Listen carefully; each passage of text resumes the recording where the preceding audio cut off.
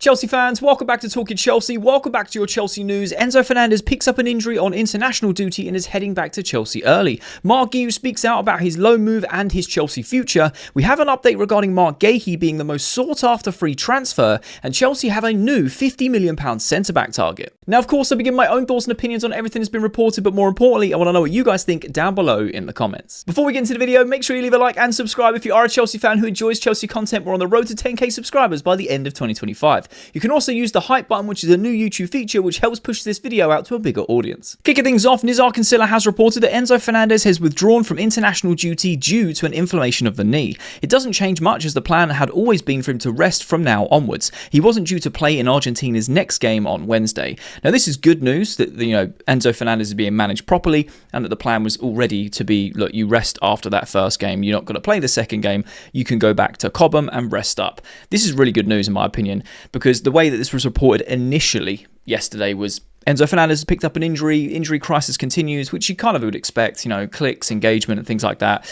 But then again, Castello, very reliable, comes out, speaks about Chelsea a lot, and he said, look, this was already the plan. The plan was he plays the first game, and then he was going to be rested anyway. The only difference is he has inflammation of the knee, which means something is like an underlying issue and it's flaring up a little bit, and, precautionary, send him back to Cobham, make sure he's all good for the domestic games starting at the weekend, which is great. We hate international breaks, I'm not going to lie.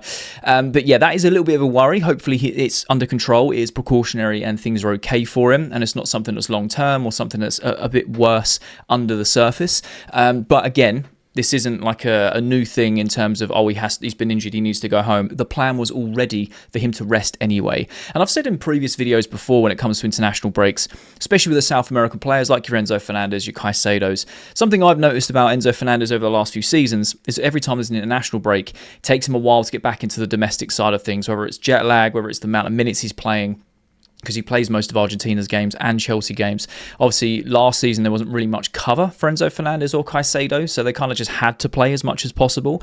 But I always feel like that first game back from international break, again, Fernandez is either rested for that first half, comes on for the second half or whatnot, just takes that a little bit longer, sometimes not played at all, and then starts the next game after that. But I like the fact that, between club and country, they are basically managing Enzo Fernandez in a better way. So, he is playing a lot of minutes, but he's also getting enough rest and recovery. So hopefully this injury or inflammation of the knee isn't anything too serious. Maybe it is just a case of him overplaying and he does need a little bit more rest. But he is on his way back to Cobham to rest before the domestic game at the end of this week. So, yeah, it's good news that Enzo Fernandez is being managed right, but it's not, by the looks of it, touch wood, a serious injury. It's just some inflammation of the knee. But the plan was not to make him play for injury. It was already going to be go back to your club before the end of the international break. The Mirror has reported Marc Guiu's recent interview on a Spanish outlet called RTVE, and this is what he said. He said, "We initially decided to go to Sunderland with some great enthusiasm and excitement to get some minutes in the top flight and get some experience. In the end, there was an injury to Delap and I had to return to Chelsea, now with great enthusiasm and training hard every day. When Nico said no to returning to Chelsea from Bayern, they called me, we talked about it, and it was quick. In the end, I want to succeed at Chelsea, and that's how it was. It was all a bit chaotic, but in the end, I'm a person who faces everything with the utmost positivity, and that's how I faced it. Now enjoying every moment, because a footballer's career is short, and that's what I'm doing, enjoying every moment that life gives me. There was never disappointment at leaving Sunderland. I believe that every action I take in my career is because I want to, and that's it. I'm going to fight in every training session, in every game, every minute I have to play as many minutes as possible. Now I'm at Chelsea and that's where I am. I'm from Chelsea, the best club in the world for me right now." He also goes on to say, "Maybe I could have played at Barca, but they had Lewandowski and Roque." I think that's how you pronounce it. Apologies if it's wrong. "I spoke to Hansi Flick, but that was during the playoffs, and I wish he had called me later to discuss my future, but that never happened. In the end, I realised the situation wasn't in my favour and left." I absolutely love this interview from Marc Guiu. I really, really do. I've spoke to a lot of you guys before about how I enjoy the behind the scenes, the transparency, the mentality, just hearing the little tidbits that we don't really get to see much of from these footballers. Because from a fan's perspective, and myself included, we're all guilty of this. We've said, oh yeah, January comes along, just put Marc Guiu back out on loan. And it's nice to kind of see it from Guiu's perspective. And what I really like about this is he feels like he's in control of what he's doing, and he is in control of what he's doing. Sometimes when it comes to clubs and players, they can make these decisions for the player, and the player's kind of like, well, I don't really have a choice, or I can dig my heels in, and you can create some friction, or, they don't want to do the deal, and things can fall apart, or they shift, the goalpost essentially. But it looks like with Marc Guiu, he's incredibly positive, and I love to see that, love to hear that. We know he is in terms of how he plays on the pitch. He's hungry. He tries to press as much as he can. He's got very, very, very good raw talent, and we know it's raw and needs to develop. And he wants to succeed at Chelsea. I absolutely love that. We want him to succeed at Chelsea. Chelsea fans love Marc Guiu. There is a pocket of Chelsea fans that are saying we should stop hyping Marc Guiu up enough because he still does need to develop and become a better player. Yes, he has raw ability, but he isn't the finished article. And I totally hear that. But I just get very excited with Marc Guiu because of the raw potential, because of the talent he has, what he's showcased. Yeah, he's not the finished article. We want him to go and develop, but we want him to have a career at Chelsea. And then you take the other side of it, is we bought him for €5 million or whatever it may be. It's an absolute bargain for a player that he is. Now, what I find very interesting is Marc Guiu's positioning in terms of the loan move and leaving. He said, we picked Sunderland because it's top flight football, excited, going to be very enthusiastic, get as many minutes in the top flight as we can. But then when he said, when I got the call from Chelsea and Delap was injured and Nico wasn't coming back, cool, I'm coming back and I've got the same enthusiasm and passion to play for Chelsea, and I'm going to fight in every session, every minute, and I'm going to play as many as I can. I absolutely love that. That also feeds into this elite mentality that's been building around Stamford Bridge under Enzo Maresca. And I just absolutely love it. The interesting thing is he said, I wasn't disappointed to leave Sunderland, which could leave a bit of taste in Sunderland fans' mouth. I know he's only there for a few games, but it's good for Chelsea fans because he was like, yeah, I was just doing it because it's my job and I wanted to go improve. It wasn't like, I really want to go to Sunderland because I want to leave Chelsea. I'm purely thinking of my development. And I absolutely love that because he was like, yeah, I left. Cool. It was no disappointment. We just move. The target now moves back to Chelsea, and now I fight even harder there. I absolutely love this because, like I said, for us fans, it's very easy for us to say, look, we'll just ship him on loan in January and see what happens. And he develops, he comes back, he gets a run out in the first team. But it's just very nice to hear it from the player themselves. And I liked what Marc Guiu said about Hansi Flick, and what basically said, look, they had Lewandowski and they had this other player, Roque, I think that's how you pronounce it, sorry if I get it wrong, and he was like, look, I spoke to the manager and he just didn't get back to me, didn't tell me what my future is, so I made the decision that this isn't the best situation for me and I need to go. If I want to develop my career, he touches on it and says, look, a footballer's career is very short. I'm doing what I want to do, in terms of my career, and I want to enjoy every single moment of this. It's such a refreshing mindset to be reminded of and to get an insight of from Marc Guiu. I absolutely love it. And I honestly want him to stay at Chelsea. I want him to get as many minutes as possible, and I want him to succeed. Really, really do.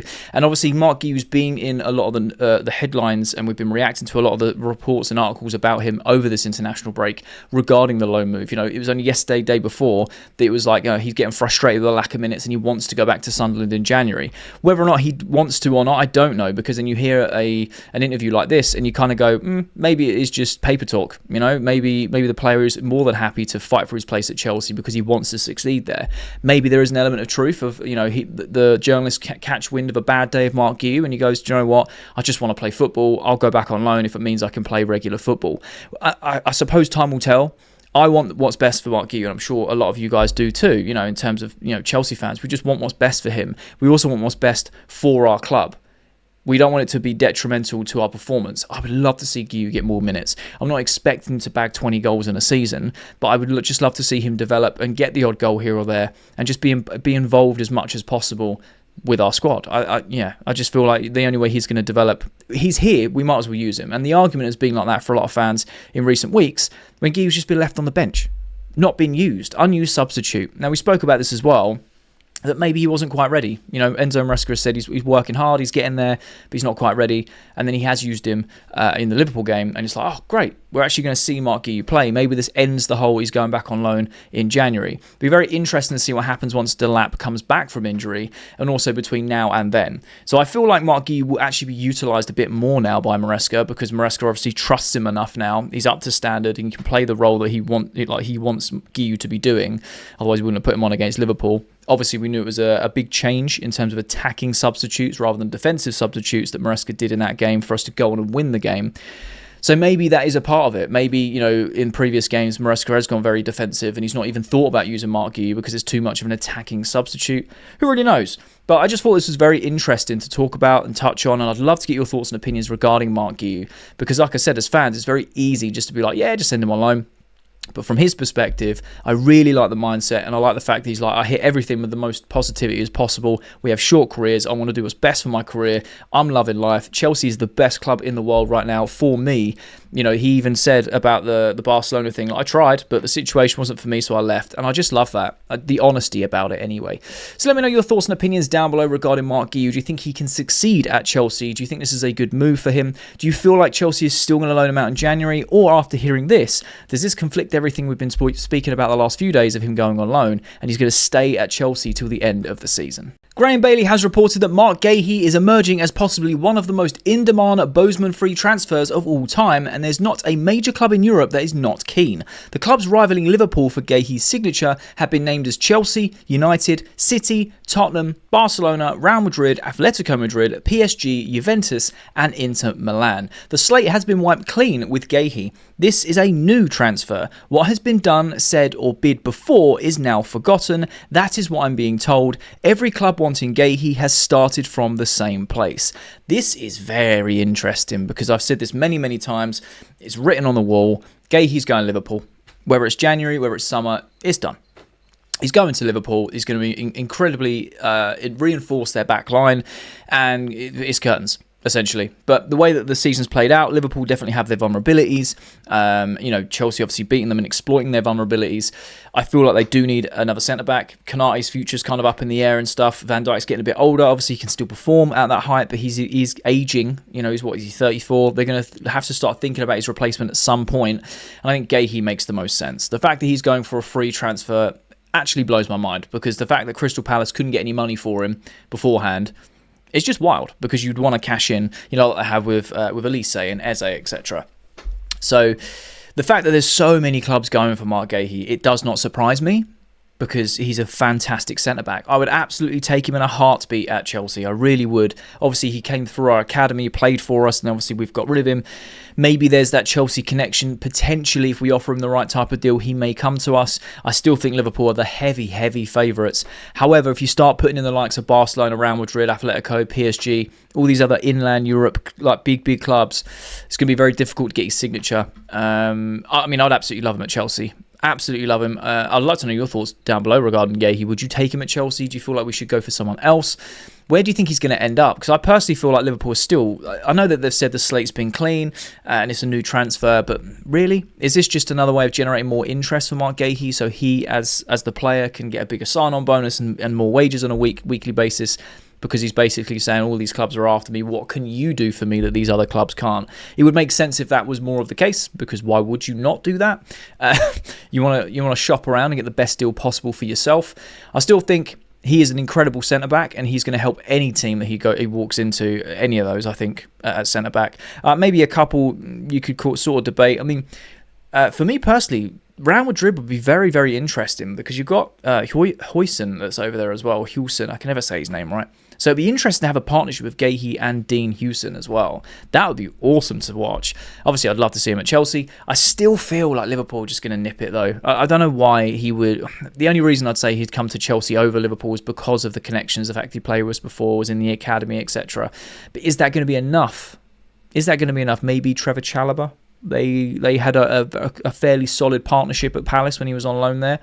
Maybe he can be like, come to the World Champions. It makes sense. Be interesting to know what he's going to be demanding on weekly wages as well as a free agent, because as you know, with a free agent, there's no transfer fees at all, so they get a sign-on bonus, and they can basically ask for what they want because they're not paying a club. They're completely null and void of that, so they can pay the player directly. Hence why Tosin's on like 120 grand a week, which I don't think he would be on if we then had to pay Fulham a transfer fee plus that. It would have been a lot less. So yeah, it works out better for the player in that sense. So it'll be very interesting to keep an eye on this and see how it plays out. But me personally, I still think Liverpool are favourites for the transfer, as much as I'd love to see him at Chelsea. But I'd love to know your thoughts and opinions down below. Court Offside have reported that Liverpool, Chelsea and Manchester United are among the clubs interested in a potential £52.2 million move for RB Leipzig's French defender Castello Lukeba. Now this is a centre-back that intrigues me a lot. This guy is so good. I love him. I mean, I love Marc Guehi. I would take him in a heartbeat. This is just fresh, new, and exciting. And I'm not surprised that Chelsea are interested because, again, we have an infinite list of transfer targets, let's be honest. And obviously United and Liverpool as well, looking to strengthen their back line in that centre-back position. The interesting thing I find from a Chelsea's perspective is we've had so many contradicting reports. Obviously, we do daily news here and we just react to it. And obviously have conversations with you guys every day, which I love doing. And even we've been saying in the comments, like, you know, one day it's Chelsea want this centre-back, Chelsea want this goalkeeper. The next day, the club come out and say we're not buying anyone, whether that's specifically for January or in the next summer window. I feel like if this is for next summer, which is more than likely, I don't see any of these clubs dropping 50 million in January. Could be wrong, though. You never know. I feel like Chelsea will be going in for a centre-back at some stage because we'll probably look into, well, we're going to be offloading Axel Disasi and Sterling, etc. as soon as we can. Maybe there's some other exits coming for next season. But at the same time, you've got to make room for Anselmino and Mamadou Sarr. They have centre-backs that are on loan for development and that are going to come back. So it's very interesting when it comes to Chelsea and centre-backs because I feel like the question is, do we need one? And a lot of people will say yes, and myself included. Yes, get an experienced centre-back in. But it does ask more questions than it answers, right? Because then, like I said, you don't want to block pathways for youngsters coming back in next season. And obviously you've got Levi Colwill coming back, who's the biggest miss, which is why we're having this centre-back conversation. You look at how injury-prone some of our centre-backs are, and likes of Badiashile and Fofana. Obviously, at the moment, touch wood, they're both fit and they stay fit for a while because that does make a big difference in that back line. Tosin had a calf issue. Hopefully, he's back soon. And I feel like we have enough rotation in that centre-back position, the likes of Josh and obviously Tosin, Badiashile, Fofana. I probably missed someone off the top of my head, but I can't remember. But I feel like we have enough rotation when they stay fit, even when they're not. We've shown with the likes of Badiashile and Ashampong they can come in and do a job to a very high standard. But the question isn't more, have we got bodies? It's more, where is the bar of quality? And can we be raising it by bringing in another centre-back? Now, is Castello Lukeba that player that comes in and raises it? Maybe not. He's 22 years old, playing in the Bundesliga. You know, you have Bundesliga tax. Does that translate well in the Premier League? Historically, it hasn't really translated too well when you look at Florian Wirtz, Nkunku, Werner, Havertz. You know, you could probably argue Havertz that over time he's become like, you know, a good player in terms of what his output is. But the rest, you know, Florian Wirtz, what was he, 009 or something or whatever the count is right now. I swear they just that number's just going to keep going up until he does something. Obviously, he comes with a massive price tag, but same with Werner and Nkunku. There's just been a lot of experienced players or players that were at heights of their career coming across and it hasn't translated. Frimpong for Liverpool hasn't really hit the ground running at right back. Good player in the Bundesliga. So it'll be very interesting. I would like to know your thoughts and opinions regarding Castello Lukeba because he plays mainly as a centre-back. He's a left-footed centre-back, left-sided centre-back. And he has also played at left-back and he's also played a handful of games, like 1 or 2, maybe 3, at left midfield. Now, I feel like Chelsea are very strong on that left-hand side now. Obviously, Colwill was the biggest injury miss, but you've got Badiashile, who's fit, who plays that role very well. We've also got the likes of Joel Hatto who's mainly a rotation player for Cucurella as a left-back, but can also fill in at left-sided centre-back. So I feel like we're strong enough in that area, really, between, you know, Joel Hatto and Badiashile alone throughout the season, as long as they stay fit, that we can, you know, cope on that side. So maybe this is one for the future. Maybe he would be the type of player that we get in to then loan out, maybe. I don't really know. But yeah, I just thought this was very interesting because he is an exciting centre-back. You know, he's played, I think it was like 28, 29 games last season. He's only been at RB Leipzig for, I think, coming up 2 years. He had a contract extension that runs out in like 2029, I believe, or 2028. It's not miles away, hence why it will be over £50 million. But it'd be very interesting to see if this materialises to anything or if it is just, you know, rumours at this stage.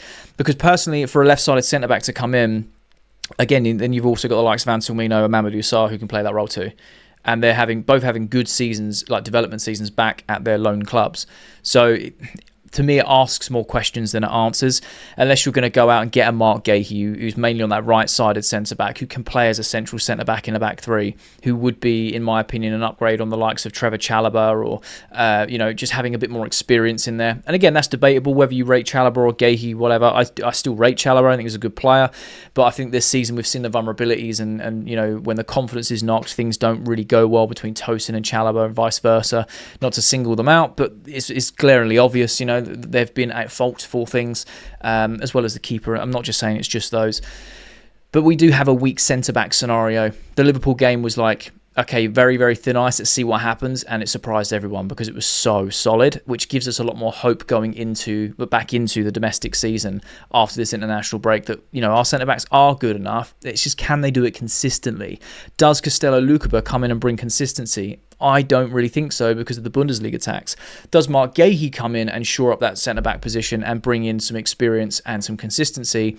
That is a lot more likely because of the Premier League experience he already has. But again, it will be very interesting to see what Chelsea actually do. Do we go after a centre-back like these sort of reports are coming out saying we are? Or when the reports come out saying the club's saying we aren't, what are we actually going to do? Are we going for a centre-back or are we not? It'll be very interesting to know what actually happens, and obviously we'll be reacting to it as it happens. But I'd like to know your thoughts and opinions down below. Would you take Castello Lukeba? Would you rather go for someone like Marc Guehi on a free and pay him more a week? Do you think Bundesliga tax is a real thing, or is it a myth? I'm very curious to know your thoughts. And that's the latest Chelsea news. Let me know your thoughts and opinions on everything that's been reported down below in the comment section. I love having a conversation with you guys. If you have watched this video all the way to the end, firstly, you're a real one, and I mean that, you're a real one. But secondly, there'll be a thumbnail appears on the screen. So if you are a Chelsea fan who enjoys Chelsea content, make sure you click that thumbnail because you'll enjoy that video too.